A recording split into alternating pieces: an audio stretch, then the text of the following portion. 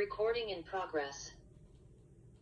Eden's Living TV coming to you today. I have one of my favorites, my naturopathic brother from another mother, Dr. Radley Ramdhan. He is an expert in just about anything, talking about neurodivergence, post-traumatic stress, mindset coaching. Welcome, Dr. Radley, back to Eden's Living TV. I am so happy to see you. Hi, Suzanne, and thank you again for having me. It's always a pleasure being on your program. We've been through a lot of different topics, and like you said, there's a lot of different aspects to me, and I'm always grateful for the opportunity to share information and knowledge of what I know. And I love it to the fact that you are a soldier, sir, so thank you for your service. Radley served, and I believe it was the Iraq Desert Storm, and you were in Army. Is that not correct? Not Desert Storm. Not Desert Storm? It's Operation Result.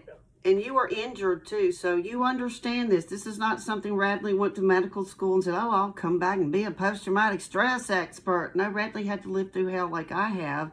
And when you live through hell, you have this innate ability to see it in other people, tell them they're not crazy, and help get them back in their body. So today, I want to learn about ruminations, Dr. Radley, because I've been letting people run like a wheel in my brain rent-free for, about 11 months, and I need it to end. I need them out of my brain because it drives you crazy. It's constant. You're trying to figure out, like, what just happened?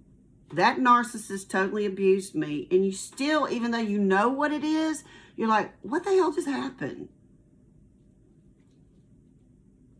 Oh, the topics, let's talk rumination. So you're already introducing the topic here for me. So the question is, what is rumination?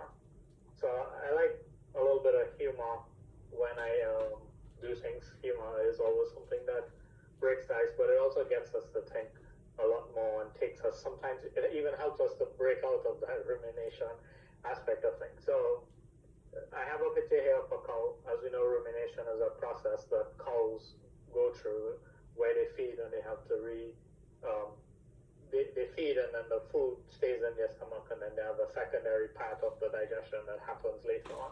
So these are just some random quotes I came up with just to kind of make it show the other side of rumination, where a lot of it really just has to do with the thinking aspect of it and overthinking aspect of things. So, hey, Radley, can I stop you before you do this? You know what we call Mississippi, what we would call that? We call that chewing the cud. It is chewing We're the cud. chewing the cud. Rumination, yeah. That's exactly what rumination is from the cow's perspective. But in terms of the medical side of it and the mental health side of it, rumination is defined more as an excessive or repetitive thinking about the same event. So there are different types of rumination. I have here at the bottom a picture of a cow again, and it says rumination is chewing on the past. So it's the same thing. The cow eats the food, and it has to re-eat and try to redigest the food later on, brings it back up and chews it. So basically, that's what chewing on the past reflects from. So 4 main types of rumination are brooding, reflection, intrusive, and deliberate. So brooding is more of like that passive thinking about one's mood or situation in a negative way. Reflection is more of that internal, inwards examination of one's feeling.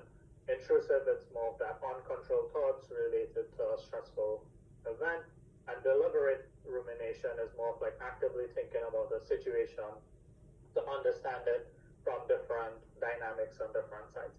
Another way that it's classified, it's adaptive versus maladaptive. And even within that, the adaptive versus maladaptive, you still go back to those main types where adaptive rumination could be either reflection or deliberate, or maladaptive would reflect the brooding or intrusive type of rumination. Then there's the depressive versus post-traumatic classification of rumination. So depressive would be associated with brooding and reflection, post-traumatic usually associated with intrusive and deliberate. So some of the possible causes or triggers of rumination, they could stem from various things. We've been through a stressful situation, a traumatic event, just us trying to be perfectionists, which a lot of times do stem from some type of childhood trauma or some type of neglect in the past that one recognizes a personal stress, and they try to correct situations because of that. So the perfectionism stems from something that usually happens from childhood. You know what I find in clinic is that like this narcissist I'm trying to figure out, I realized their father was an engineer and very strict, and I'm sure they could never do anything perfect or right, and it's really affected them because they can't, if it's not perfect, you can't do it. And it really bleeds into every aspect of your life when you try to control it. It's a control mechanism, and you're right, it's from trauma. Yep. And like you said, sometimes it's things that parents do that they don't realize the impact of what it puts on for the child. So perfectionism is one side of it, but you also have like that low self-esteem. Sometimes people being put down, and it doesn't only come from parents. Sometimes it's societal aspects of things that creates that low self-esteem. But again, these are things that develop from childhood. You have that upcoming stressful event. So, for example, you have a big presentation, or you have a doctor's appointment, or you have some type of event coming up. The stress of trying to plan and think sometimes creates that rumination aspect of thing going on as well. Also awaiting potential life-changing event news. So even in the medical field, you have where people would go and say, for example, do some type of test that gives you some type of life-changing diagnostic. So cancer is one of those more common things that you hear people tend to have that negative connotation to, where it's like, all right, it's a life and death situation. This is the diagnosis. This is what is going on. So sometimes just in that process of waiting for the test results from certain things can create that type of life-changing stresses. Sometimes it's just waiting on the news of a new job. So you might have been out of a job and then you're just waiting on getting the new job. And in that time of waiting, it's like, all right, am I going to get the job? Am I not going to get the job? What did I do wrong? What did I say? What could I have done better? And all of these are things that we do as part of those ruminations. And then more different aspects of things could stem from like phobias and fears, anxiety, OCD, depression. These are things that can trigger rumination. These are things that can help us get stuck also in those aspects of mental health issues long term. I discovered a trigger the last couple of days, actually 2 triggers. Feeling out of control when a neighbor had my truck for 6 days, and I was completely out of control. I could not make him fix it, and just the helplessness of not being in control, I would pace, and my anxiety was just revving. And I've come to find out he does drugs. I'm like, you can't do that around me. You can't make me wait and wait and wait and wait, because you're just driving my anxiety. And then it got to a point, Dr. Radley, where I promise you, it skyrocketed me, and I started feeling disassociated, totally separate from my body, and I still just now getting in my body. And that's one of the things that happens with it. That's one of the negative aspects of rumination, or negative effects of rumination. Sometimes you have that separation between the present and the past. Sometimes you go into your own PTSD. Sometimes it just aggravates different health issues. So some of the things that it could worsen from a mental health thing, it's mental health aspect of issues could be OCD, depression, anxiety, phobia, PTSD. They could actually make these things worse than it were before. So you might, for example, something happens and you're somebody that struggles with depression, it's easy for you to go down that rabbit hole and get stuck down that rabbit hole. Spiral. Exactly.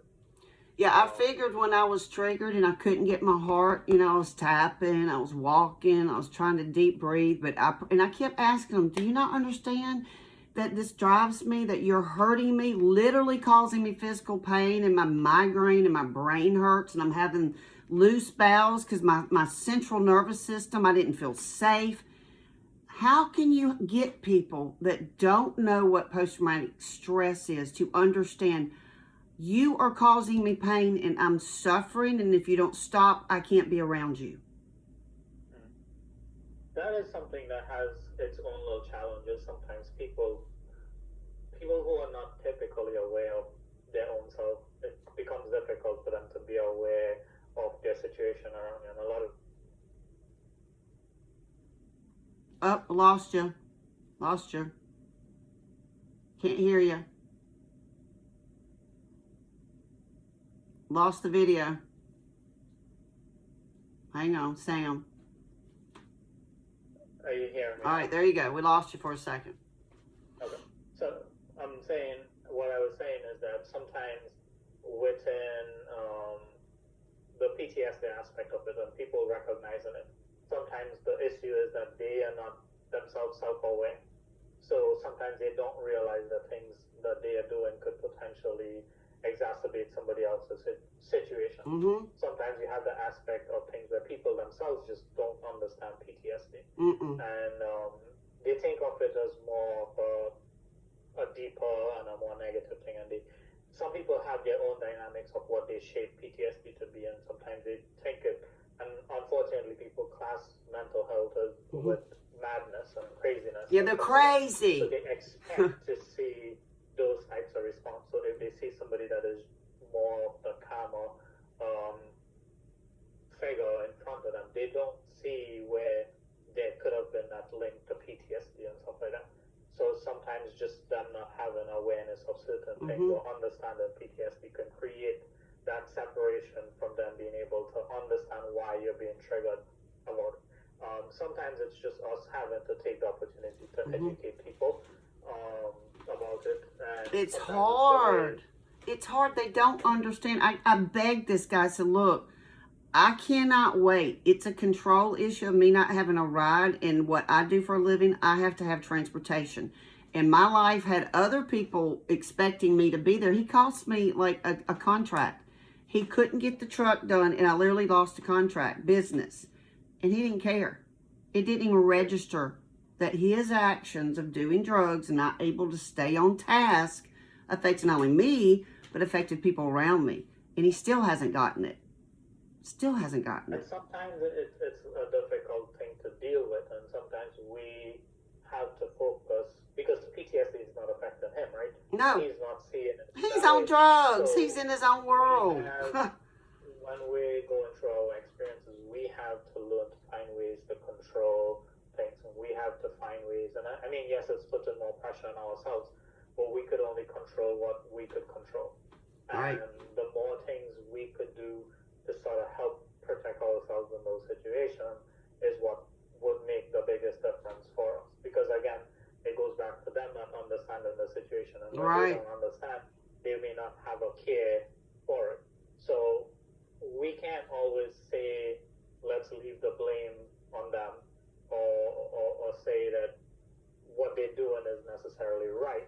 Yeah. It's not a matter of right or wrong. It's a matter of us trying to take control of our conditions. It's traumatizing. He was re-traumatizing me every second, and he intentionally made me wait. I mean, I'm telling you, 45 minutes to get my truck. Every second, I knew he was just in there. I knew he's like, it's a form of control. I'm going to control her. Yeah. And that's where we have to know, how do we manage our triggers? How do we create boundaries around things that can help us to protect ourselves from going through that overreaction or overthinking process of the situation. So again, it comes back down to us trying to find ways to help control what we could control. Well, protect ourselves. Yeah, to protect my safety. The space to help with those things. Yeah. It is a lot of education. I've lost a lot of friends that don't understand it. They're like, oh, you're mentally ill. No, I'm traumatized. I was in a 5-car pilot, spent 25 years of my life addicted in bed alone. That's trauma. It's trauma. And it's just so misunderstood in society. Oh, he's got mental health issues, or she's crazy. No, they've never had a therapist like yourself that can process it and say, look, adverse childhood events, let's look at it, diagnose it, find your triggers, get you coping mechanisms, get you aware and connected to your body. As you said, most people are not even aware what they're doing to other people. Not even aware. Yeah. And that's something that we can't control. The best we could do is, as the saying goes, plant the seed or take a hammer and try to, a chisel and hammer and try to chip away at the wall as opposed to trying to take a sledgehammer to break that wall down. I'm a sledgehammer kind of girl. It's one of those things that has its process with it, but it's sometimes we have to focus on controlling what we could control in given situations, like I said, so that we could help protect ourselves and create that space. You want to know It is selfish in doing it, but at the same time, we need to protect ourselves from what other people don't understand about us. And that's where once we start getting control of those things, it becomes easier and easier for us to be able to expose to certain things, to be able to have that control response versus a reaction to different situations. Oh, that good old response versus react. That was a lesson I had to learn in my journey. I was a reactive little fool. Oh, they got my goat. You ever heard that Mississippi saying, they got my goat? When you get mad and someone gets you mad and they make you angry, well, they didn't make you angry. They got your goat. You allowed them to make you angry. Exactly. Yeah. They didn't do anything to you. You allowed. That's another lesson I had to learn. No one hurts me. I allow them to hurt me. Exactly. That was a hard one, taking accountability. And it becomes a challenge when we have struggle with PTSD, because sometimes we could get caught up with dealing with one aspect of things and not realize where other things are creating problems for us. And like I said, the more self-aware we are, the easier it becomes to identify certain things and then to deal with it. Because if we don't know what the problem is or where it's stemming from, we can't really fix it. Yeah. So the more internal work we do, it's the bigger of the impact that we can get on our overall health. And I think it's really important. I had someone I went to for a mindset and to help my spine repair. And just situations, just not even want to share publicly. But this mindset coach that I was working on just blocked me. Stopped communicating with me in the worst part of my life.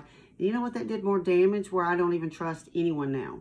And I don't even think they realize the damage. So if y'all were looking for practitioners, please make sure, first of all, they're not a narcissist and they'll just cut you off if it gets uncomfortable, because these people will and not look back. And it did a lot of damage to me, and I just have no respect for this professional now, because it's all about their growth and their money. And if you don't give her $6,000, $12,000, they just cut you.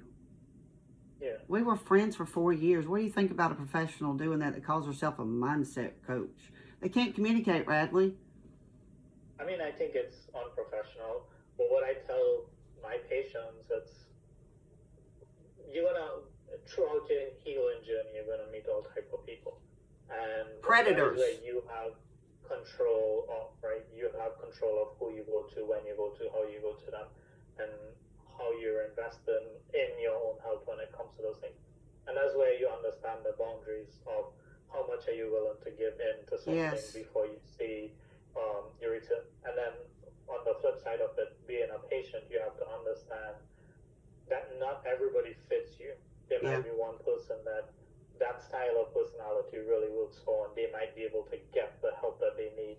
This person tried to control me. It was all about control. Something completely different. So as a patient, and it goes back again to that self-awareness, if you're in a situation where you feel like you're not benefiting, or like you said, you're losing that control, then how much of it is it really benefiting you? And then once you're able to identify that, then you have the chance to say, listen, I don't think I could continue with this specific style or this specific way. There are tons of different healthcare providers that are out there to help with different types of mental health issues, and it's all about finding the right one. Sometimes we might need to get up to 10 or 20 people before we hit the right one. Right. But we can't give up because we had a bad experience with one. Not everybody has the same dynamics. Not everybody has the same experiences. So a lot of times it is taking that time to find what works for you and and the person that works for you and the style that works for you. And sometimes even within the same person that works for you, sometimes it's different styles that has to work for different traumatic event that we've been through. One thing, it might be easy to talk about. Another one, you might need writing. Another one, you might need some type of things like EMDR or EFT or some different type of group therapy that might be more effective for that specific event that you want to work on. So a lot of it is, a lot of different dynamics happens with it. It's, yes, we could get help, but sometimes it takes more time. And the more we understand that, it's the better we would be able to get that help that we need. And we can't just give up because we went to 2 bad ones, 3 bad ones, 4 bad ones, 5 bad ones. The 6th one might just be the lucky one that helps you make the significant breakthrough. And you should never look at it as these people never helped you, because they've made you more aware of something. And sometimes even with those narcissistic personalities, they would help you understand that, okay, well, maybe something within that personality is what is clashing with me. So why am I seeking out? Why am I getting just like my mother? They were just like my mother, controlling, all about money, all about that image, all about this. I'm like, oh my gosh, I attracted my mother and a therapist. And that is what that would help you to figure out, like, okay, this is maybe the situation that I need to focus on. Because sometimes we reach out and we're like, we want help with problem X, right? But really and truly, deep down, problem D is the one that is the biggest thing that we need to deal with. And sometimes when we go to these different therapists, they push buttons so much that it helps you pump option D up or event D up, and then you don't realize, like, okay, this is why. But then you put that wall up and say, oh, this is coming up and this is why I feel this way. Maybe I should just step away. Yes, it might be the right thing to step away, but you have to also take the lesson that is coming out of it. So I don't like to ever say that there's a bad therapist or there's a bad doctor. Something about them are going to help you in some ways. I mean, yes, people have their own ways, their own styles and stuff like that, but something within those experiences, why you decide that you needed to put that wall back up, why did you need to feel that negative connection with that person. It made me sick. Her cutting me off, not even communicating with me, it physically has made me sick for 11 months. We were friends, and because I didn't pay $6 grand fast enough in other situations, and I saw that person was not a healer, but more of a, here I'm a corporation, want a multi-million-dollar whatever. I don't work with those type people. They are not my type people. I don't even charge a lot of times for therapy and working with a lot of sex trafficked girls. My whole mission in life is not to be a multi-millionaire. I want people to find themselves, heal themselves, and love themselves and find their God. That's my whole mission, is to hold space and give you a safe space without judgment. Radley, safe places are hard to find. It is definitely something that is a challenge sometimes, and we have to try to create that when patients come to us, when we're working with friends, family. Sometimes we have to find that way to create safe spaces for them. We also have to learn to create safe spaces for ourselves too, so that in that way, the more practice we have with doing it for ourselves, it becomes easier to do it when it reflects on somebody else as well. Right. So coming back to the negative effects of rumination. Talk about ruminating. I've been ruminating for 11 months. It is a very good example of where rumination plays that part. It brings up things that has affected us. So sometimes it affects or it encourages that negative mood. It increases risk of harmful behavior. It could affect sleep. It also develops like comorbidities. So things like high blood pressure, heart disease, different types of other health conditions that are typically seen as comorbidities with mental health, even things like diabetes and something like that. Some of those things can stem from mental health. It's not saying that every time it does, but sometimes there is that connection with that extra stress that we put ourselves through because of the rumination. Increases blood pressure, increases sugar, etc., increases inflammation. And then they present in so many different ways for us. So it is important to understand that sometimes there is that negative effects of rumination. So I wanted to highlight here a study on rumination and PTSD, and this is just one study, but there are also several other studies that sort of reflects the same information about rumination and PTSD. So I just took the little clip out of it, or the little quote from it. 6 months later, it was observed that the most significant predictor of post-traumatic symptoms was intrusive rumination, whereas deliberate rumination was the most significant predictor of post-traumatic growth, right? So that's basically showing where the intrusive rumination helps to lead more towards PTSD versus the deliberate rumination helps to create that post-traumatic growth. And the difference really is the intrusive one is going down that negative rabbit hole again of keep dwelling on certain things. Deliberate rumination, it's more of where, all right, I'm doing it in a more constructive way. I'm actually, and this is where we have to understand sometimes rumination may not be a negative thing. There might be positive aspects to it, but a part of it has to do with how much of it are we controlling and where are we going with the rumination. So deliberate rumination would be more something where that it has that structure to it. Well, like I'm thinking about whatever the trauma was, but I'm thinking about it in a more way of trying to become aware of that aspect of the trauma. I'm trying to become more aware of what does that trauma create within me. What are the triggers associated with? What are the emotional responses? What are the mental responses? What are the psychological, physiological responses? And through that way, it's what can help you to deal with the post-traumatic growth aspect of it. So once you're able to identify all of those things, then it helps us to figure out ways to deal with certain things. So rumination and post-traumatic growth, a lot of times the deliberate rumination is what would help us to have more positive outcomes for post-traumatic growth.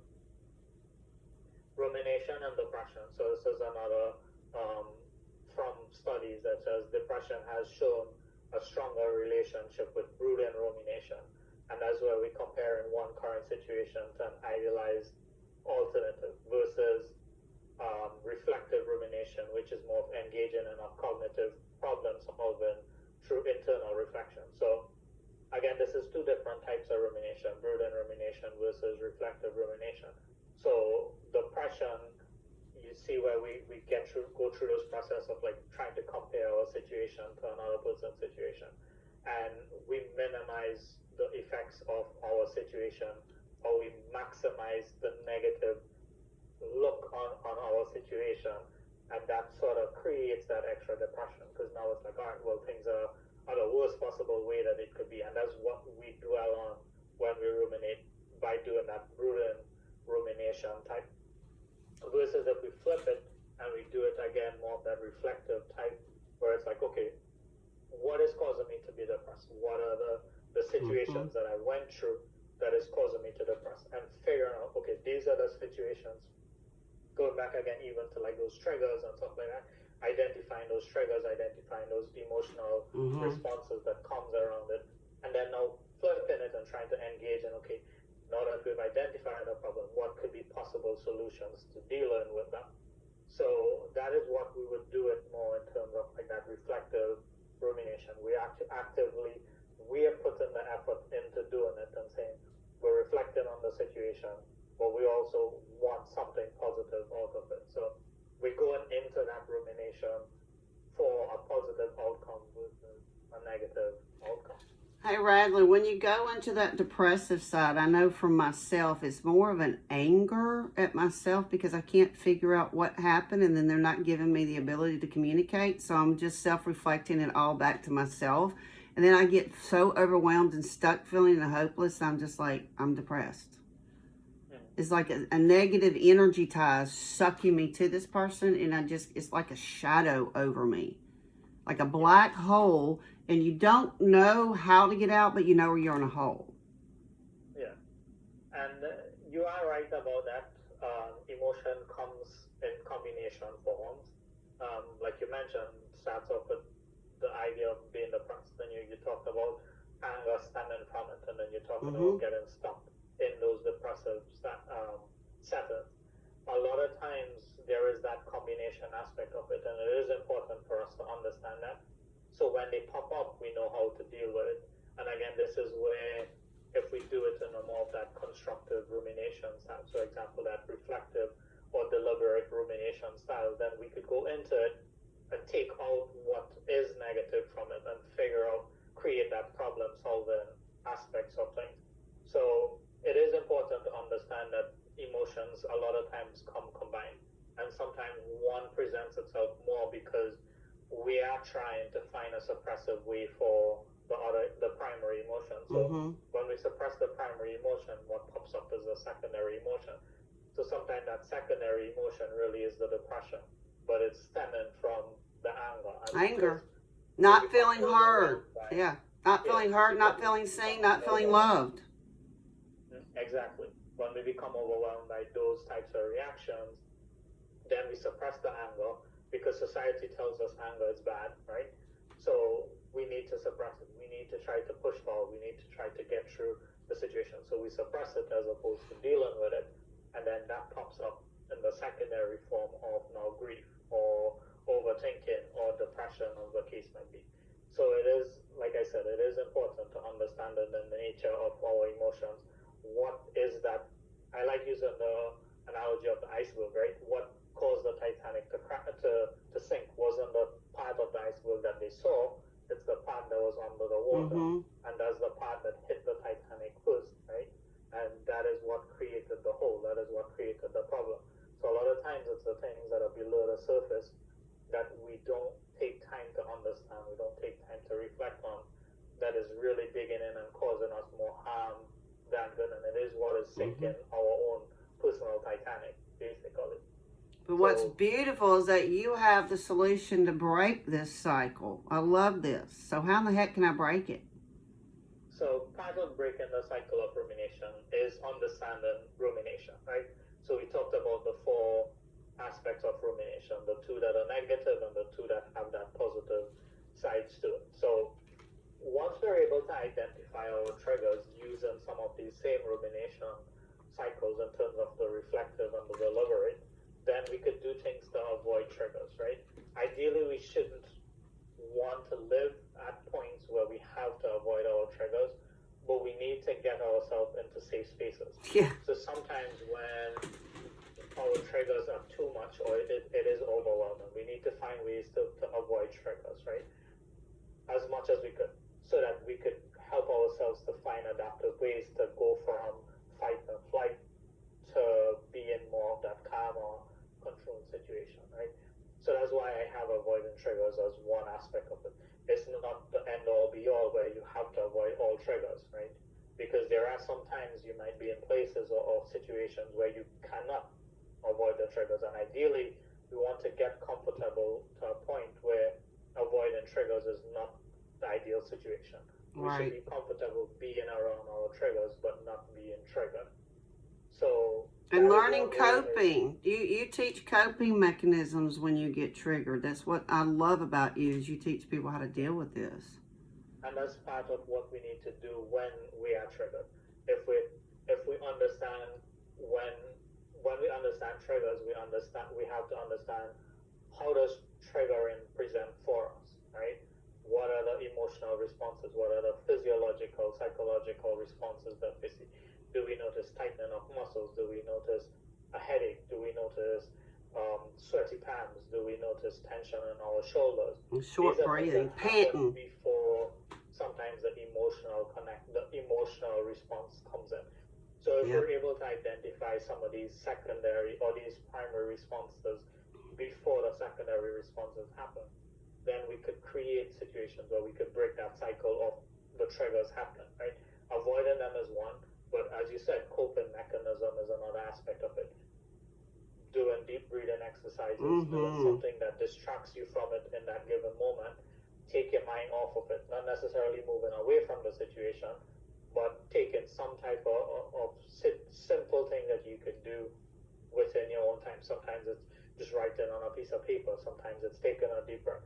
Sometimes it's taking a deep breath intentionally where I feel tension in my shoulders. I take an intentional deep breath, breathing into my shoulders. To relax.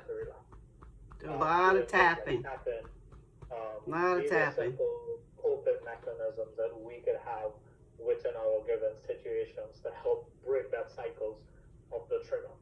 Being in nature is a way of breaking the cycles with rumination.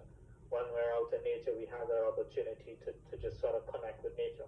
And yes, sometimes we do go through rumination even when we're in nature, but something about the calming effect of it does help us to kind of break away. And a lot of it is reducing the stress around things.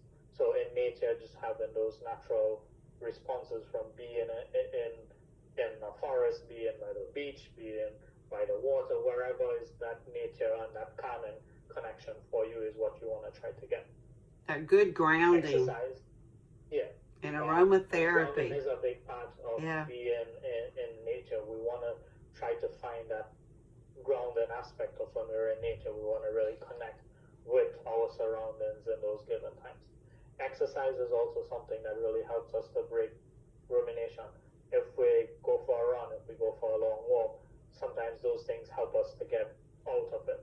If we go to the gym and we're lifting weights, or we're using boxing or some type of sport, sometimes those things help us to break the cycle of rumination. So rather than dwelling on the situation of what is going on and getting stuck in it, sometimes switching that becomes a way to break the cycle, and that leads into my next point of distraction, switching thought process.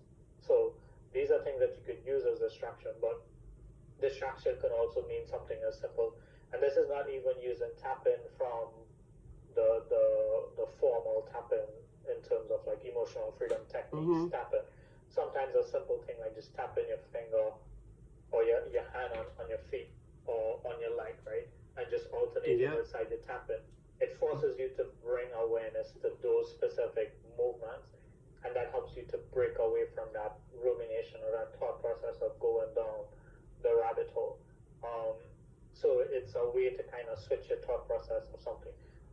Distraction could be like I'm writing, so I take a pen and a piece of paper and write something down.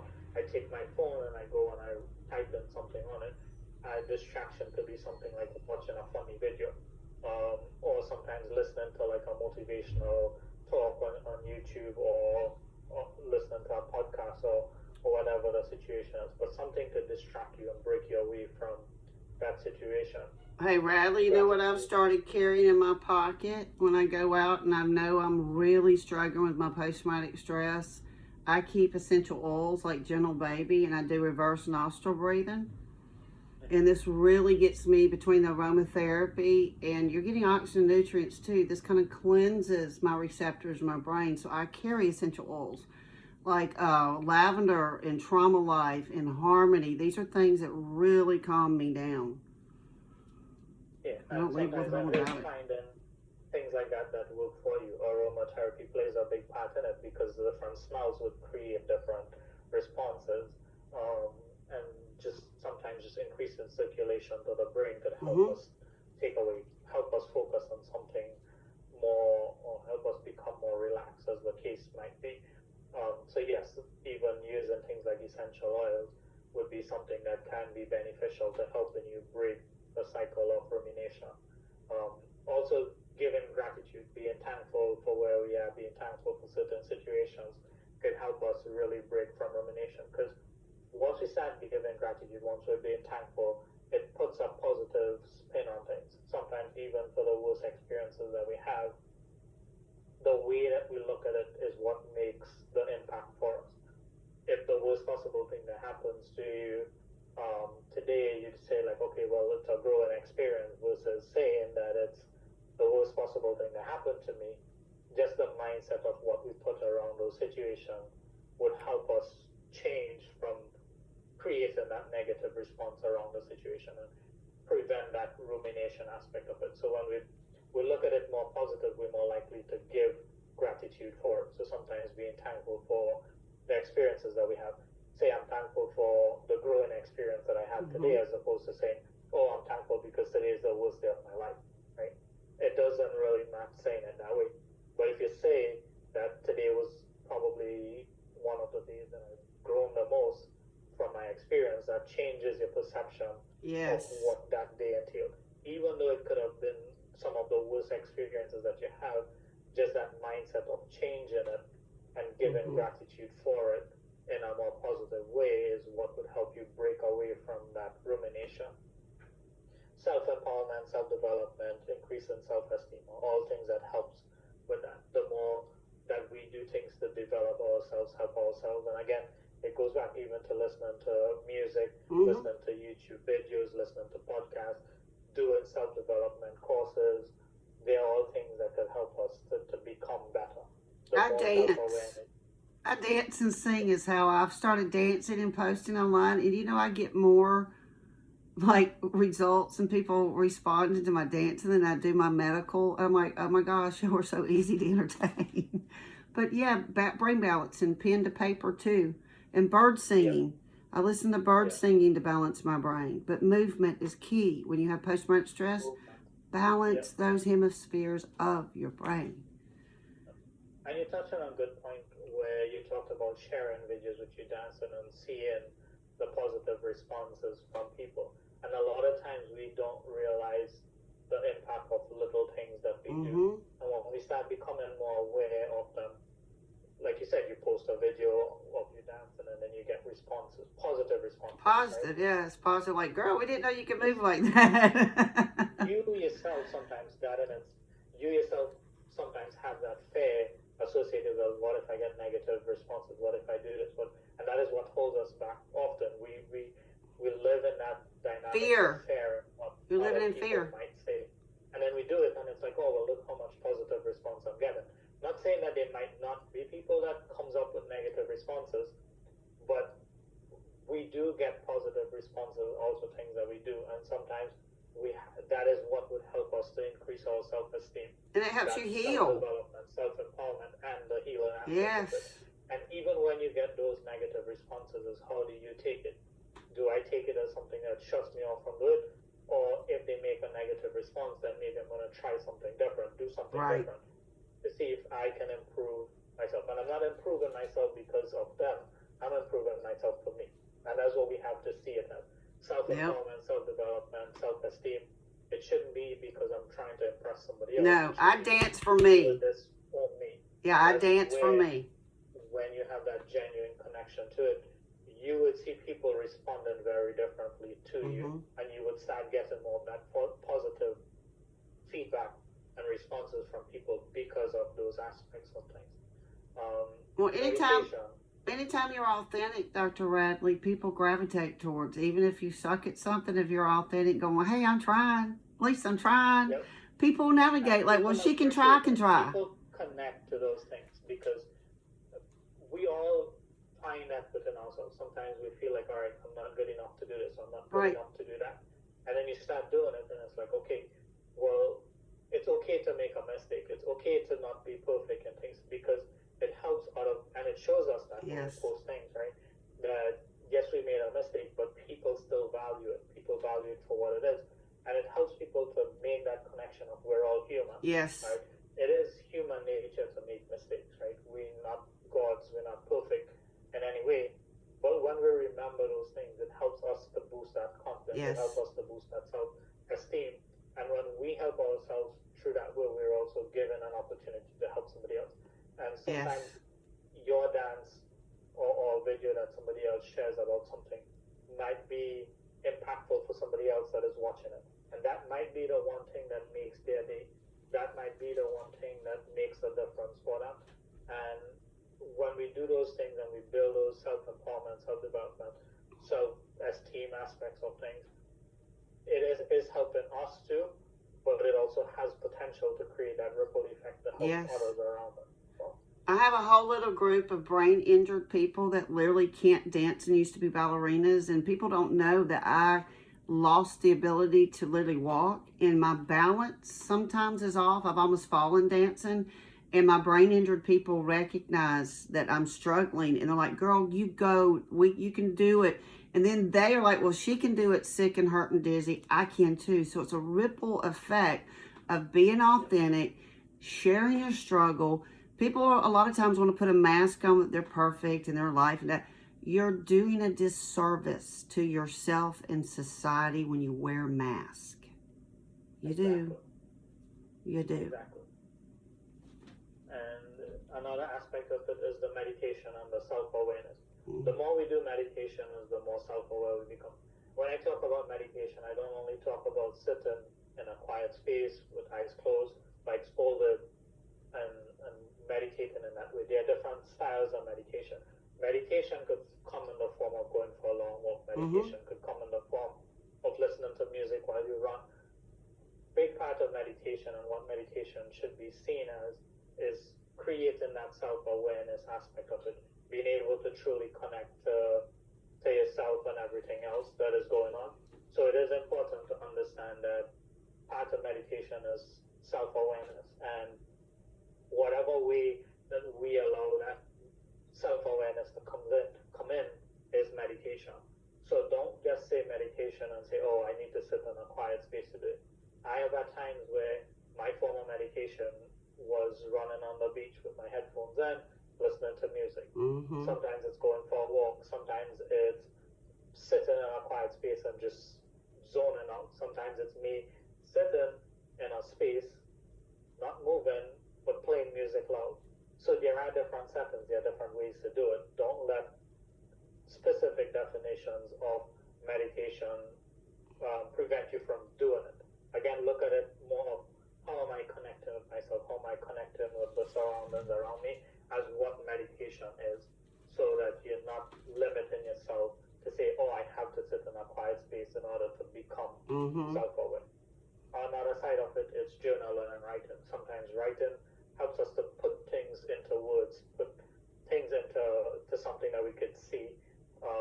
And when we do that, it helps us also with that self-awareness aspect. But sometimes when our mind is running on something, just taking pen to paper, put it down, fingers to the keyboard and typing it in. It helps us to break the cycle of rumination. And you could pick writing to be whatever form you like.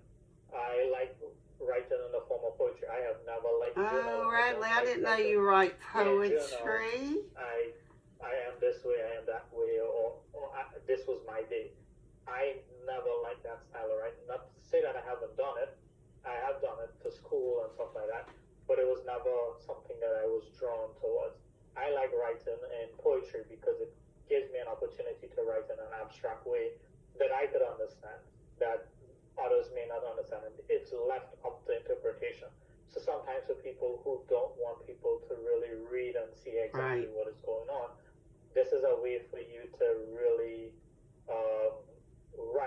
use writing and put it in a way that you understand it, but it's not something that anybody could just pick up and say, oh, I know exactly what is going on, because you don't want to talk about a given situation. So there are different styles of writing, different styles of journaling. It's finding something that you're comfortable with. We talked about listening to music and something like that. These are expressive ways to get things out. So once we start going into those rumination thoughts, putting that pen to paper, writing things down, finding an avenue to channel it out, helps to break the cycle of rumination, because now we're not stuck in our head saying this is what is going on and repeating that. Now that it's out, now that it's in a controlled setting and a visual setting, it becomes easier. Sometimes painting, art, drawing, coloring, all of those things are abstract ways to get things out that could create that breaking of the cycle of rumination. Art therapy is amazing. I use art therapy in ITR, instinctual trauma response. Art therapy is key in writing, pen to paper. I've always taught, if you really are having trouble with ruminating, racing thoughts, process it, get it out of the body, put it to paper, pen to paper, and that brain balances. And sometimes it's not trying to make sense of when you're writing either, because sometimes when we say, all right, I want to write what I'm ruminating on, it creates the stress, because now I want to define everything. I want to lay everything. I want it to make sense. Sometimes we don't have to make it make sense. Just let it flow for what it is. Because a lot of times when we're ruminating, that is what happens. We go through these processes back and forth, and it's not organized. And that's what keeps us dwelling on the rumination aspect of things. So if that's how it's coming out, and you put it on pen to paper, or you're typing it in, then let it come out that way. Don't make it make sense in that given time. Just let it come out, and then then over time you could take time to process it for what it is, make sense of it then. And I find that when I do that with patients, their response a lot of times is like, this is more helpful than saying, oh, I need to write it in a structured way, or I need to do this, or I need to do that. Because the added stress of trying sometimes to put structure to it increases the rumination. Because now I'm like, oh, what was I thinking about again? Oh, yes, this. And then you start, and then it's like, well, that doesn't make sense. Let me go back to this, and then let me try to connect point A to point B by going in a straight line. Sometimes we don't think that way. We don't always think in a straight line. Sometimes it's a roller coaster of thoughts that come. So however it comes, the idea is just to get it out in that way. Don't make it make sense in the given moment, and then you could take time afterwards to process it. It's disorganized thoughts. Do you not find that the brain, I thought literally I was getting demented or something was neurologically really wrong. And I had to learn that the brain becomes inflamed when you have post-traumatic stress, when you have trauma. I used to call a doctor friend of mine, Dr. Jimbo, little shout out to you, Dr. Jim Bob. I said Bo, it was Bob. And he was a chiropractor. And I would call him literally crying, going, Jim Bob, I think I'm losing my mind. My brain, it feels like it's on fire. And he laughed. I went, what's so funny? He said, sweetheart, it literally is. Your brain's burning up with inflammation. And that's why I said, I would walk around just holding my head crying and shaking and going, what is wrong with me? I thought I was losing my mind. I didn't know it was trauma. I didn't remember the attack that happened for 3 months, Dr. Radley.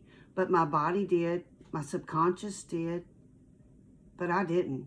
My little mind compartmentalized and put it way back on here until something triggered it. And then I was like, wow, what happened? It was assault. I was assaulted. I couldn't even remember it.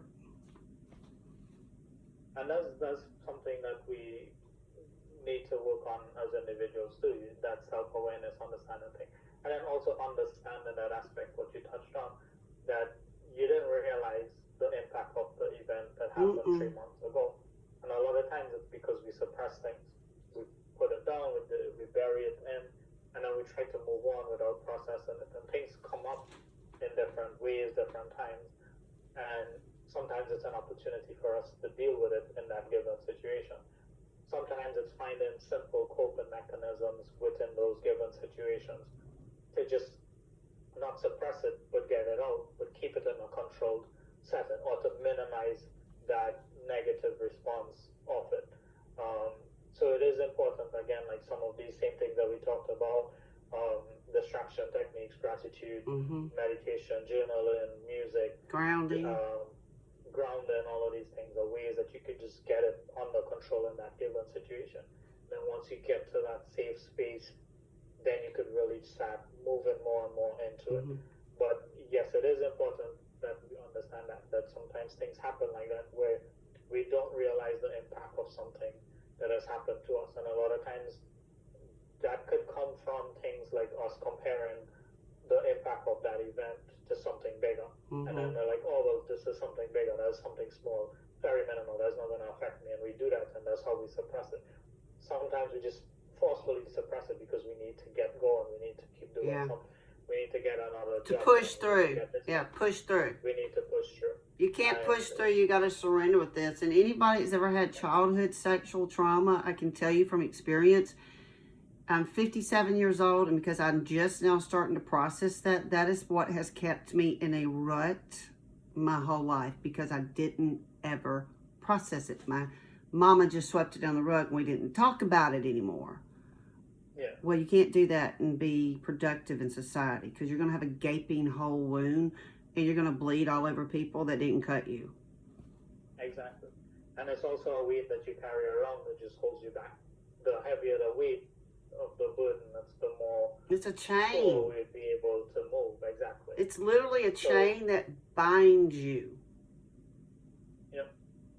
There are a lot of different analogies that we could use for the chain, the heavy weight, the invisible backpack, the cover on the pot that creates the cow's cud. Extra pressure.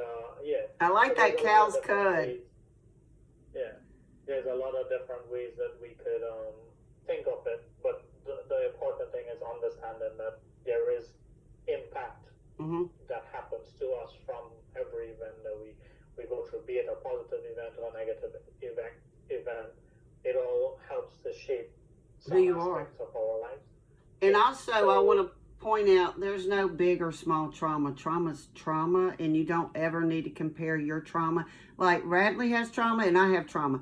Mine's not worse. His isn't worse. Trauma is trauma. Don't play. I can't stand these people when I decide to open up my life and share a very raw, painful experience. And then like, no, mine's worse. I'm like, wow, you just diminished and didn't even hear what I shared and didn't acknowledge what I shared and then try to trump me. I don't hang around people like that. I do not. There's no empathy. A lot of people struggle with comparing traumas, and that is something that keeps us stuck in the cycle of PTSD, because now it's like, all right, I'm comparing, and you have both sides of it. I'm comparing my trauma to yours and minimizing my trauma. I'm comparing my trauma to yours and minimizing your trauma. But like you said, trauma shouldn't be considered big or small. Trauma happens because of our perception in that given situation. So when something happens to us, it is how we perceive it. It has nothing to do with how other people perceive it. So when we register that perception of it, of that given situation, up to that point in our life, that could have been the worst possible thing that has happened. Right. Flip side of it, other people, yes, they may have seemed to have been through something worse than you, but that doesn't minimize the impact of the trauma. Your trauma impact might be the same as mine, because at that point, it's the worst possible trauma. And then you have other dynamics of it. It's like the resiliency aspect of it. What other type of things have you been doing? What other risk factors around PTSD are there that is creating the impact for you? So it is a multifold, multidimensional thing that you have to look at when it comes to it. But again, it boils back down to the perception that you had associated with that specific event in that given time is what makes the difference. It shouldn't be me comparing what happens to me to comparing it to somebody else, even if it's the same exact incident. Right. Because our perception will always be based off of our experiences throughout our life up until that point. So that is something that we have to try to understand when it comes to that, because that is what would make the difference for us, to really say, yes, that is traumatic, and I accept it, that it is a trauma, and I need to deal with it. And if we don't understand that simple connection to it, then a lot of times it becomes easy for us to say, nah, that's small, just suppress it, just leave it, just push through it, just whatever. And then later on, when it pops up, it creates a bigger problem. And I like using analogies, so I like using the analogy of a spring. You suppress the spring, you compress it down. There's only so much you could compress that spring before you need to release it. There's only so much you could hold that spring into place before you get tired and have to release it. And the more you compress a spring, if you compress a spring to maximum compression, that would give the biggest response from it. So it's the same thing like when we suppress our stresses. When it comes out, it all depends on how much suppression we've done to it and how much other things are going on around it that might create the reaction as opposed to a response in the given situation. And you're talking about reactions. Isn't it crazy how people in families, and I've had to learn this because I'm the baby, my brothers and sisters' perception of my life and my wreck and my recovery, they have no clue at all. They weren't here, didn't help me. In their perception, when I was coming out with my story publicly, it really upset me. My brother's like, your recollection is not what happened. I'm like, excuse me, I lived this, the pain, the addiction, the isolation, and I was like, you know what? Well, their perception could be their perception, because I know what happens. Gaslighting is the ultimate form of gaslighting. When you listen to other people's perception of your situation and you listen to them rather than yourself. You have to know. It's important to validate your experience, because again, it's your experience, it's not their experience. And you don't need other people to validate that. Everybody that looks at it you're all looking at it from a different angle. You're not seeing it from the same space at the same time. So it's the same way that our perception has its differences, and we have to accept that fact about it, that perception is different for everybody, and we have to validate our perception. We don't need validation of somebody else's validating our perception. You don't need anybody to validate your pain. Yeah. You don't need anybody to validate my pain or my struggle. I know exactly what I did. Yeah. I'd like to do another podcast on perceptions. That would be a really good podcast. We can title it Rose-Colored Glasses, the Perceptions of Post-Traumatic Stress and the Branches in Which You Can Heal. Plug your book. While we're thinking about it, I want to plug your book real quick for my audience halfway through. If you like Dr. Radley's style, which how could you not? If you have problems with rumination, if you need someone you can just trust, if you need a brother in arms, Radley's there. Radley, tell us about your book real quick and we'll get back to the presentation. But you just kind of came out with the Healing Branches about, what, 2 years ago? Or has it been 3? I think it's been 3 years. It flies. We're having fun. It's been some time. But my book is called Trauma to PTSD Root Causes, the Healing Branches. Right now, I only have it available as an ebook on Amazon. You could go to the website traumatoptsd.com, and they would have a link on there to go to the download it on Amazon. Or you could go on Amazon and just search for Trauma to PTSD Root Causes, the Healing Branches. Or you just type in Dr. Radley Ramdhan and it should pop up on there as well. But yeah, that's... I loved your book. I love the cover of it. Everything you did was fabulous. I was like, oh my gosh, this cover. And I saw the subliminals immediately. I was like, oh, he put thought into this. Yeah. And it was a work by myself and others as well. Your comrade in arms. The cover was one of my sergeants in the army, and I always give him thanks for that because we sat together virtually. I shouldn't say we sat together. We sat together virtually because he's in New York and I'm in Trinidad, and we've shared our ideas. And I told him that I wanted to design my book cover, and he came up with his ideas. I came up with my ideas, and he designed it, and he helped me to help make those connections as well. Like we shared ideas and back and forth. And then I asked other people to share their views on it, and then we finalized the final design for the cover. So it's not just me. Do you have it there? Do you have it in your office? Do you have your book? Hold it up if you do. Do you have your book? I don't have a copy of it. That's all right. This will spur of the moment, guys. He didn't know I was going to ask him this. Yeah. I don't have the copy of it, but like I said, it's something. If you search for it, you would see Trauma to PTSD Root Causes, the Healing Branches. Even if you follow me on any one of my social media pages, it's on there as well. You would see information about the book and stuff like that as well. And you also do individual consults through Zoom, do you not? Don't you do pretty much contact? I do, yeah. Yes. I do virtual consultations as well, yeah. Great deal. He does naturopathic. You're a naturopathic doctor, so it's not only just post-traumatic stress. Dr. Radley can help you if you need some food sensitivities, you want to understand how to get off prescription pharmaceuticals to a more naturopathic herbs, essential oils path. Dr. Radley can do that for you, and I'm sure he can set you up with some mindset coaching to bring your awareness and perception of what your trauma has done to yourself and others around you, because it does affect everyone around you until you process your trauma. Exactly, yeah. And yeah, I am available for that.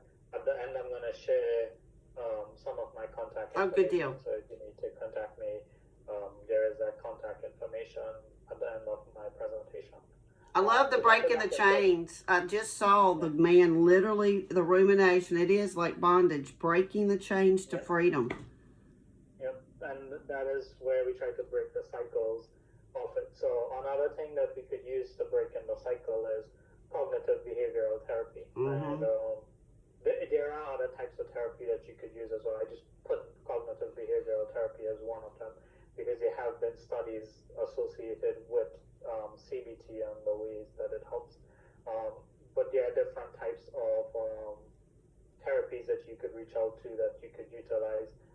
Not just myself, there are other... Instinctual trauma release, biofeedback. There's all kind of modalities that you could do. I do like 4 different modalities for people.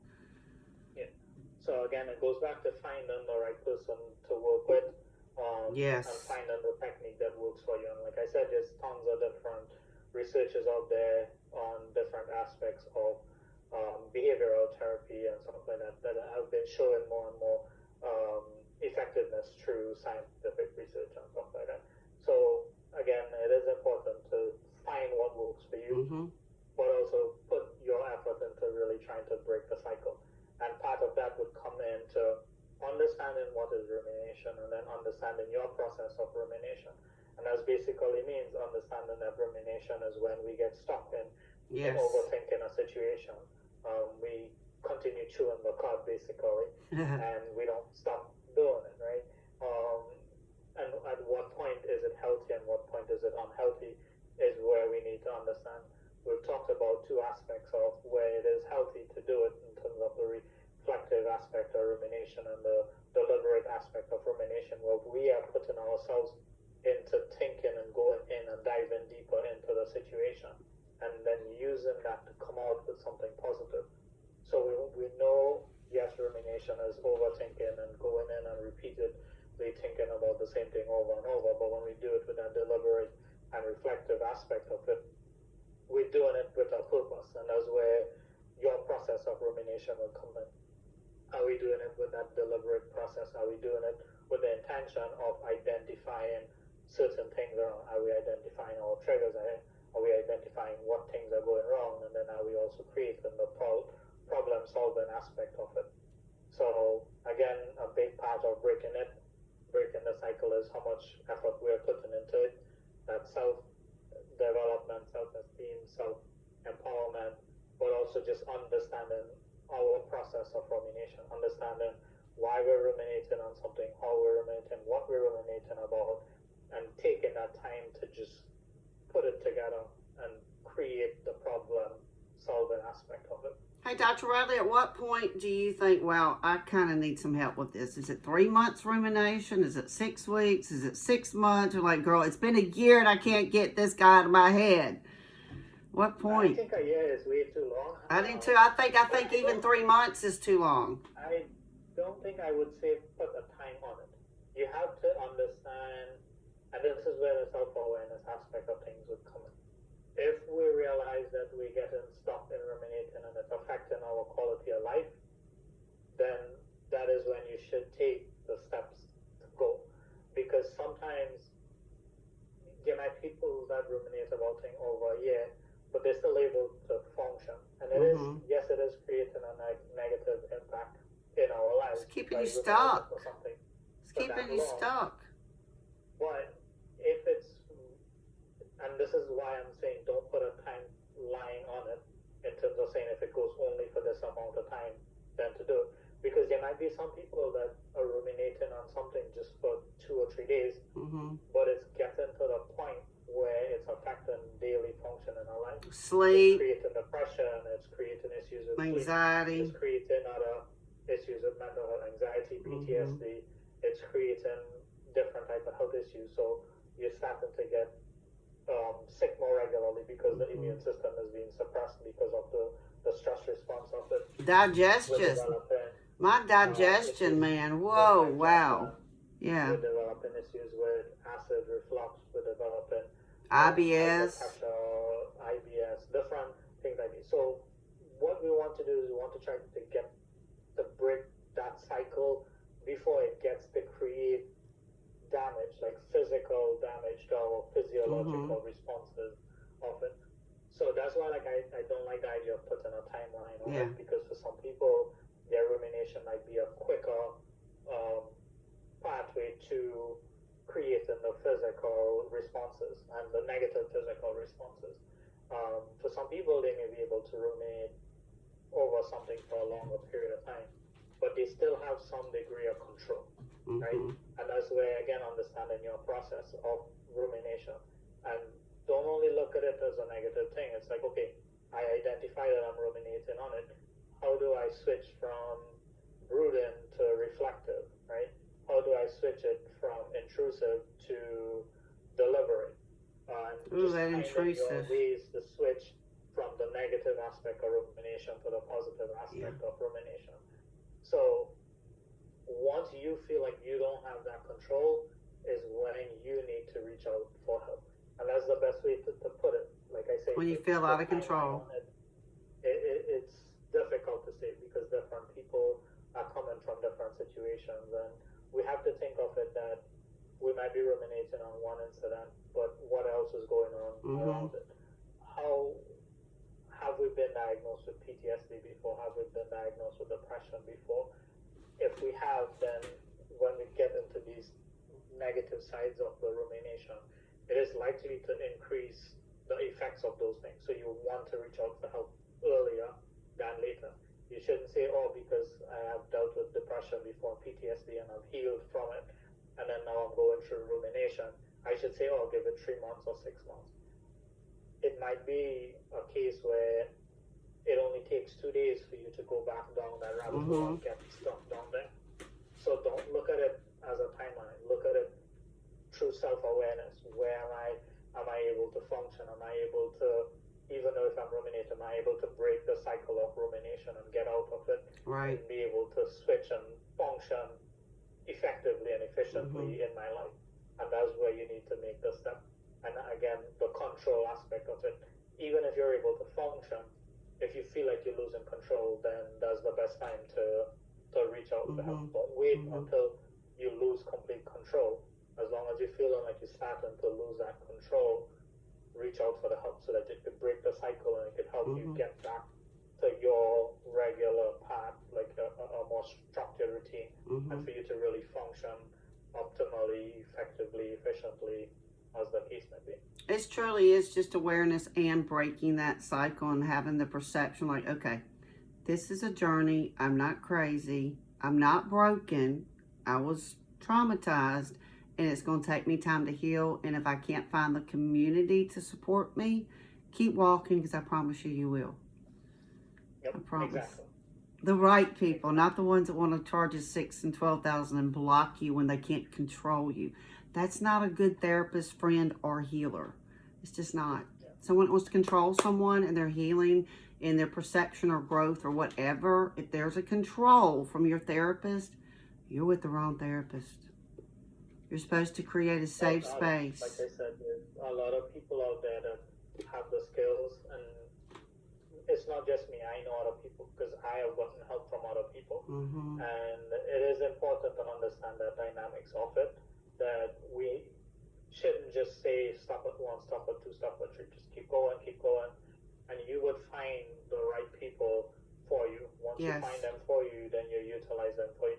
And sometimes even the same set of people that you've worked with in the past, there might be something else that comes up in the future that they might actually be more helpful for.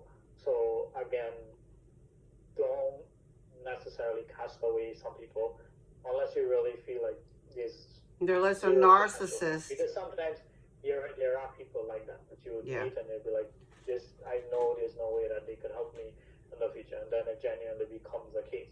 But like I said, I don't like the idea of saying no that they never would, because you never know. Their style might be the one style that you really need to help you break through. But you may not need to get to 20 sessions with them or 10 sessions with them. You might just need that 1 or 2 sessions just to get you that breakthrough, just to get that push that you need. Because again, there are different approaches. There's the sledgehammer approach, there's the chisel and the hammer approach. There is different ways to different things. So finding what works for you in each situation is what is the most important aspect of it. Just make sure your therapist, I even told this person, look, I have post-traumatic stress. I'm very traumatized. I'm being trafficked by family members I don't trust easy at all. Please just don't hurt me and communicate with me. And I'll be damned if she didn't block and not communicate and completely just, Radley, it made me feel like I wasn't even human. Like she didn't even care enough about my pain. I'm a colleague, for God's sakes. And I was a friend. And she didn't get her money fast enough. And she just, blocked, left. I don't want to work with people like that cut out on me. I'm kind of the old Marine that no man's going to be left behind. I don't leave men behind. If I work with you, I'm in the trenches with you. When it gets hard, I'm there with you. And it's not about money. This person all wanted money. It was all money. Predator. Narcissist predator. Multi-million-dollar business. Not for me, boo. I want a healer. I don't want a therapist that wants to be a multimillionaire and be on covers of magazines and doing retreats. Not me, boo. Not me. And that's why it's important to find what works for you and who works best for you. And that's the important. I'm a connection. If I don't feel that connection with someone, I'm big on connection. And I don't work with just anybody. Radley will tell you that. I don't work with just anybody. I've had people that are huge in the media world, big money makers, could have stepped on the stage and make money, but I didn't trust them. They sold out. And I don't work with people that sell out. Because you can't trust them. Trust is huge with me. Connection is huge with me. Trust. Those are important factors in it. Trust. Connection. And trust is a big part. If you can't trust the person that you're working with, how could you really open up and genuinely open up? A safe place. Yeah. And speaking of safe places, it's June, Mental Health Awareness Month. What are you doing, Radley, for June for men's health? So part of Mental Health Awareness Month for men, today we're talking about the topic of rumination. But it is important as men to understand that part of our mental health comes from the whole health aspect of it. Every aspect of our health contribute to each other. And I like talking about aspects of health and holistic approach to health from 6 different dynamics: physical, mental, emotional, spiritual, environmental, and social. Ooh, that would make a good book. The Dynamics of Health. Connect to each other. So once we feed into one, we could impact the effects of another. But since we're talking today specifically on the topic of rumination, I thought that we should just highlight some quick points on rumination and men's health. So a lot of studies have shown that women are twice as likely to ruminate than men. But that doesn't, again, going back to what we talked about earlier, we shouldn't just say minimize the effects of it because we're comparing one thing to another, right? Yes, more women are more likely to ruminate than men, but there are also men that are affected by rumination, and it is important to understand the impact of it, understand the process of rumination and stuff like that. And a lot of times we have to also understand that societal pressure to suppress emotion and men is what could lead to the rumination, because now you don't have an avenue to express your emotion, you don't have an avenue to express your feelings, and then what that does, it forces you to internalize things. And sometimes you get into times and places where you can't no longer suppress it. You can't keep ignoring it or find ways to distract it. And it pops up at times where it's like you sit down and you dwell on what's going on over and over. And that's where rumination and then men's health happens.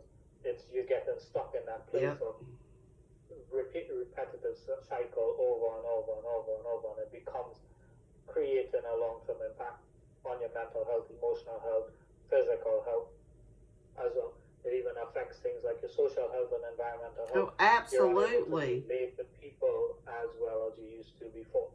So making sure that we understand that rumination can affect men is important. So it's important for us to take, as men, to take the time to understand the impact on their mental health, on themselves, and on their family.